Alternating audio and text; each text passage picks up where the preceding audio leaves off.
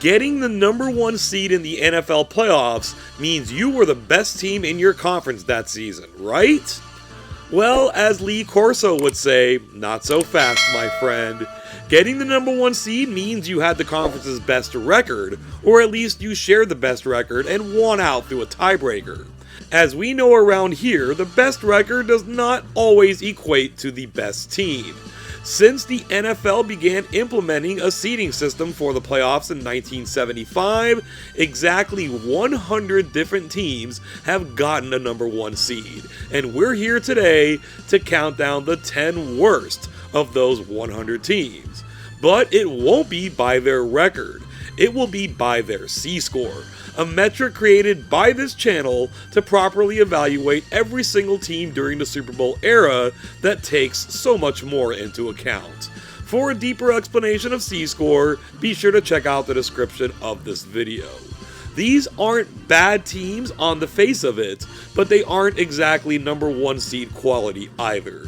Thank you for making our acquaintance today. Let's get this thing started.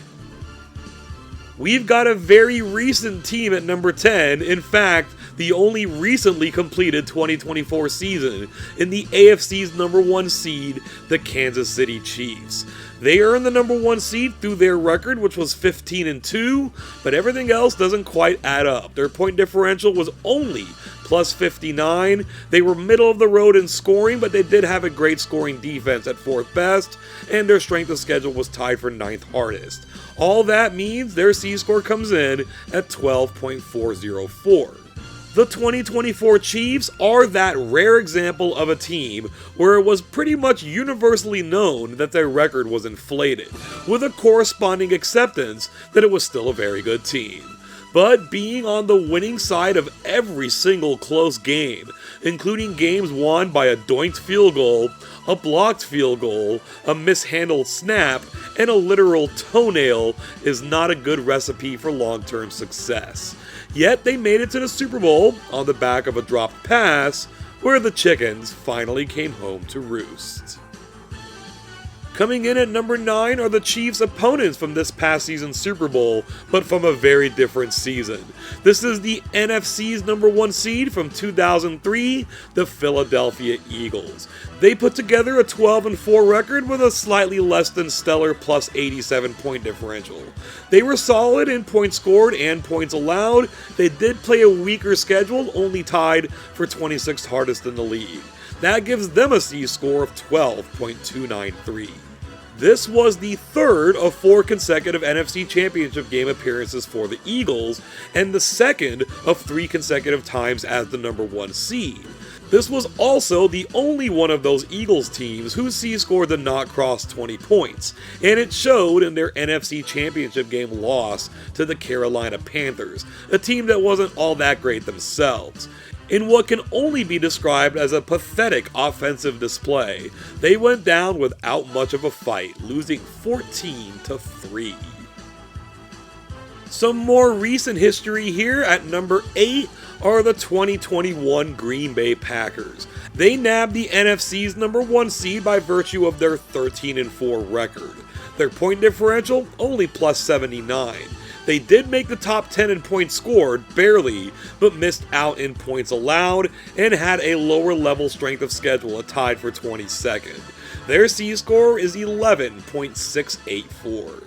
Much like the Eagles before them, this Packers team had a streak of their own, marking their 3rd consecutive 13-win season, the first team in NFL history to do so, although they did benefit from an expanded schedule in 2 of those seasons. Also, like the Eagles, despite that record, this particular Packers team was only so-so, although the 2019 unit was nothing to write home about either. They scored a touchdown on the opening drive of their divisional round game against the 49ers, and that was basically it, losing 13-10 at home in the snow. We're going to dial it back a few years for our number 7 entry. This is the 1985 Los Angeles Raiders, top seed in the AFC that season with a 12-4 record. That point differential, though, pretty weak at plus 46. They were only 12th in scoring and 9th in points allowed, but they were buoyed by their strength of schedule, which was tied for 4th hardest in the league. That gives them a C-score of 11.45. If the 1985 AFC playoffs were determined and seeded based on point differential rather than record, the Raiders not only wouldn't have been the number 1 seed, they wouldn't have made it in at all. When they edged out the 11-5 Denver Broncos for the AFC West title, they left the Broncos out of the playoffs. The team that Denver lost out to on a tiebreaker, the New England Patriots, went to LA in the divisional round and pitched a second-half shutout on their way to a 27-20 victory, ending the Raiders' playoff hopes and catapulting New England to their unlikely Super Bowl appearance. We can stay in the same division and only move forward a couple of years to find our number 6 entry, the 1987 Denver Broncos. In this slightly strike-shortened season, Denver pulled out a 10-4-1 record to get that number 1 seed. Their point differential was pretty good at plus 91. They were tied for 4th in scoring and were 7th best in points allowed, but their strength of schedule was bottom 5 in the league. Their C-score for this season is 11.015. Left out in the cold 2 seasons earlier, the Broncos made it to the Super Bowl after the 1986 season as a 2 seed and were looking to do so again this season as a 1 seed. They faced a tough rematch in the AFC title game against the Cleveland Browns, which they won 38-33. Off to another Super Bowl, things were looking good when they held a 10-0 lead over the Washington Redskins heading into the second quarter. They then had to play that quarter and the rest of the game, and they lost 42-10. We're into the second half of the countdown now. At number 5 are the 1992 Pittsburgh Steelers. Despite only getting an 11-5 record, that was good enough to earn the AFC's number 1 seed that year. Their point differential of plus 74 was certainly driven by the defense, as they were 2nd in the league in points allowed, only 15th in points scored. Their strength of schedule was in the bottom 10, and the C-score is at 10.683.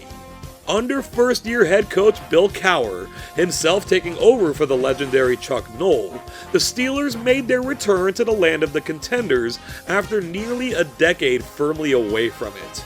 It was a good effort, and getting the number 1 seed was nice, but this team didn't fully have it, and when they took to the field at home against the battle-tested Buffalo Bills, with destiny firmly on their side, a 3-0 first quarter lead quickly turned into a shutout the rest of the way, with Buffalo winning handily 24-3. We're sticking to the AFC for our number 4 team.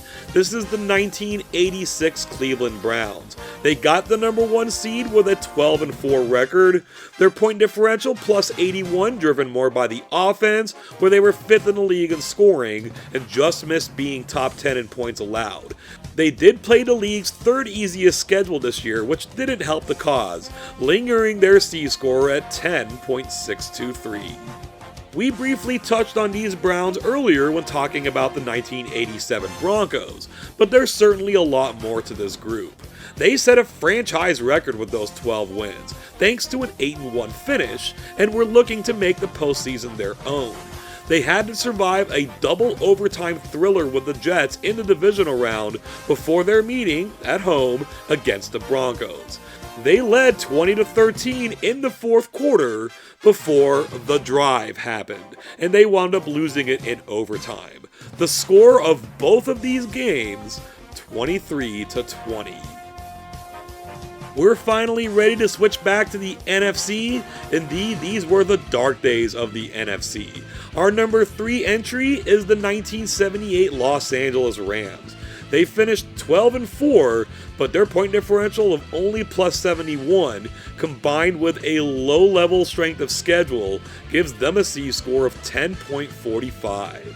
Throughout the earlier part of the 1970s, the Rams were a powerhouse that always seemed to be on the wrong end of the home game rotational system in the playoffs. Now that they had the number 1 seed and guaranteed home field, they weren't able to take advantage of it. Despite beating the Dallas Cowboys in the regular season to earn the tiebreaker over them, Dallas was the far superior team. A 28-0 drubbing by the Cowboys in the NFC Championship game was all the proof necessary of that. The NFC's dark days continue as only one season later, the 1979 Dallas Cowboys earned this number 2 spot. They were 11-5, that point differential not so great at plus 58. They could score the ball okay, 5th best in the league. Their points allowed was only good enough for 12th place, and in the 28-team NFL, they were in the middle at 15th in strength of schedule. We see our first C-score dip into single digits, with Dallas pulling out a 9.126. In a reversal of fortune from the previous season, in fact from our previous entry, it was the Los Angeles Rams who denied the Dallas Cowboys further advancement in the playoffs by defeating them on their own home field.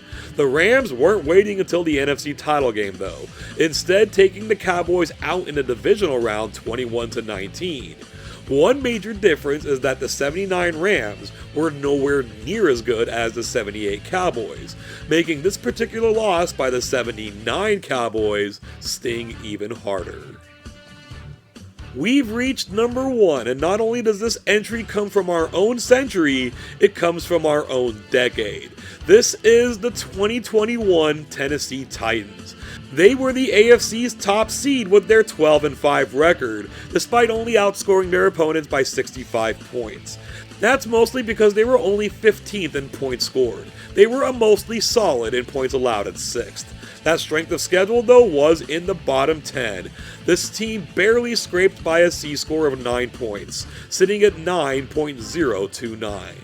Believe it or not, this was the first time that the Titans franchise, going all the way back to their days as the Oilers, had won consecutive division titles since the first 3 seasons of the AFL. Hopes were high that they could make some kind of run, similar to their AFC Championship game appearance just 2 seasons earlier as the AFC's bottom seed. Against the Cincinnati Bengals in the divisional round, the defense collected 9 sacks, but still lost 19-16 on a late field goal. The 9 sacks is an NFL playoff record for a losing team. That would be the wrong kind of history.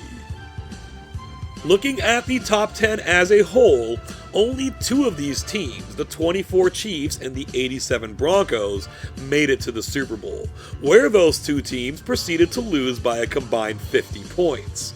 3 more teams at least made it to their conference championship game, while the other 5 went one and done in the divisional round.